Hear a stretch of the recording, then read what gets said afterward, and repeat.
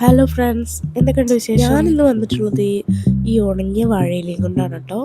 ഇത് കുറച്ച് നേരം വെള്ളത്തിലിട്ടാൽ നമുക്ക് ഇതുപോലെ ഈസി ആയിട്ട് ചെറിയ ചെറിയ കഷ്ണങ്ങളായിട്ട് മുറിച്ചെടുക്കാം. ഇത് മുറിച്ചെടുത്തതിന് ശേഷം ഇതേപോലെ ഒരു 4 ഇഞ്ച് വലുപ്പത്തിൽ കട്ട് ചെയ്തെടുക്കുക. എന്നിട്ട് അതിൻ്റെ ഒരു സൈഡ് ഇതാ ഇങ്ങനെ കട്ട് ചെയ്തെടുക്കുക.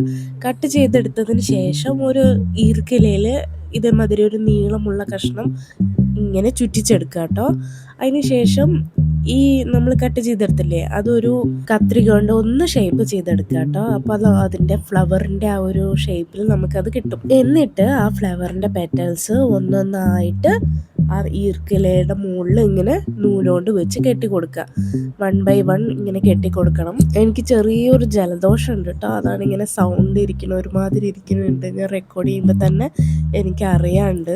ഈ വാഴയില കൊണ്ടുള്ള ഈ ക്രാഫ്റ്റ് ഒരു സമയത്ത് ട്രെൻഡിങ് ആയിരുന്നു. പലവരും പല തരത്തിൽ ഇതുകൊണ്ടുള്ള ഫ്ലവേഴ്സ് ചെയ്തിട്ടുണ്ട്. ഞാനിപ്പോൾ എൻ്റെ ഒരു ഐഡിയയിലാണ് ചെയ്യണത് കേട്ടോ. അങ്ങനെ പറഞ്ഞു ഇതാ നമ്മളുടെ ഫ്ലവർ ഒരു തരത്തിൽ കംപ്ലീറ്റ് ആയിട്ടുണ്ട്. അങ്ങനെ എല്ലാ പെറ്റൽസും ഞാൻ ഇങ്ങനെ വെച്ച് കൊടുത്തു കേട്ടോ. ഇതുപോലെ ഞാനൊരു 2-3 ഫ്ലവേഴ്സ് ഉണ്ടാക്കിയിട്ടുണ്ട്. ഇതിപ്പോൾ കളർ ചെയ്യാതെ തന്നെ എന്തൊരു ഭംഗിയാ, നോക്കിക്കേ, നല്ല രസമില്ലേ കാണാൻ വേണ്ടിയിട്ട്. ആദ്യം ഞാൻ വിചാരിച്ചു കളറൊന്നും കൊടുക്കണ്ട, ഇത് ഇങ്ങനെ സെറ്റ് ചെയ്യാമെന്ന്. ശരി, പിന്നെ വിചാരിച്ചു അതിൻ്റെ മുകളിലൊന്ന് റെഡ് കളറ് ചെയ്ത് നോക്കാം എങ്ങനെ ഉണ്ടാവും എന്നറിയാൻ വേണ്ടിയിട്ട്. അങ്ങനെ ഞാൻ റെഡ് കളറ് ഒന്ന് അടിച്ചു കൊടുത്തു കേട്ടോ എല്ലാ ഫ്ലവേഴ്സിനും.